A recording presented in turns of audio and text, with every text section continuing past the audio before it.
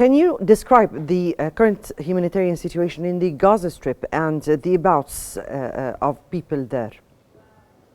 The humanitarian condition became severe and complicated due to the Israeli continuous attacks on the Palestinian civilians and civil premises as hospitals.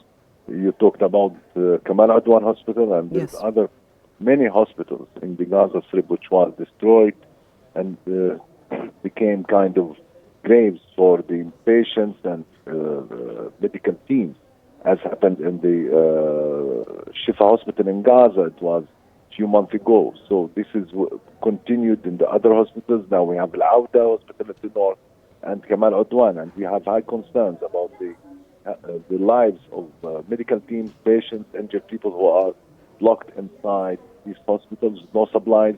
And in the same time, we have these massacres in different areas of Gaza, in Iraq and Rafah, and we denied access to the people who are under the rubble of the buildings, which was targeted because of the limited capacity of the civil defense medical teams in order to get in these bodies from outside the rubble. Also, that we have this famine situation, which is critical situation due to denial of entry of the basic food needs to the Gaza Strip and to the middle and the south area, and we have 90% of the population who are in such critical conditions.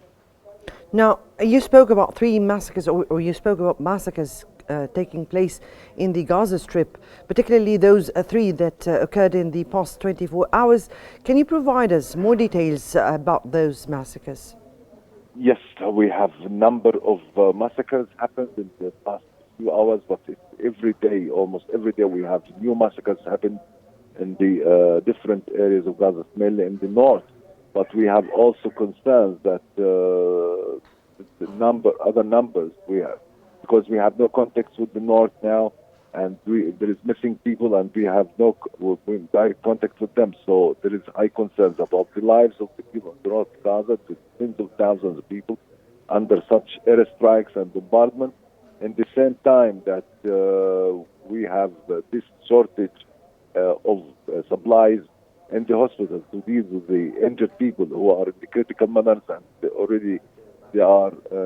there's no capacity to evacuate them from the north. This happened whilst we have these critical cases, patients injured who need to be evacuated to get medical treatment outside Gaza Strip. And according to the different parties, we have 25,000 people. Yes, we have urgent cases about 12,500 people, but the total number of people who need to be evacuated more than 25,000 patients and injured, and most of them children and women. This has happened whilst we have these double standards, what we had from the Americans. There is no genocide in Gaza. It's a real genocide, as Amnesty International mentioned in its report 2 days ago.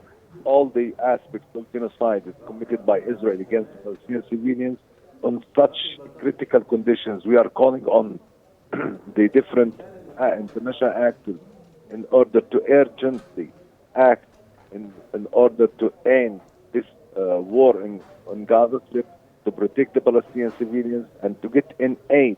We have very limited aid supplies which is entered Gaza Strip, which cannot respond only to 5% of the needs. That this need is increasing day by day due to the Israeli attacks on these civil premises and the infrastructure in Gaza. Right, the much affected areas are areas that shelter people and the health facilities and areas that is condensed with people. Now, what is the current situation inside the Gaza Strip, particularly of what concerns those areas and in particular the around of the Kamal Adwan Hospital? Now we have had this high concerns in the north, yes, but it's almost became on all over Gaza Strip, mainly in the middle and the south. In the Mawasi area, for example, there is about 800 to 900,000 people who are mostly IDPs, displaced people, are staying on tents, and also in Deir al-Balah and Nusayrat, which is daily under attacks. These tents, 2 days ago, there was about more than 20 people were killed, most of them women, children, by the Israeli attacks on the tents, and entire families were erased. When we are talking about massacres, we are talking about entire family, which is raised totally from the record, and this happened every day by day. So the high concerns that these IDPs, displaced people, are suffering. They have complicated suffering due to the famine, shortage of food, and at the same time, such being on cold, and these children are traumatized.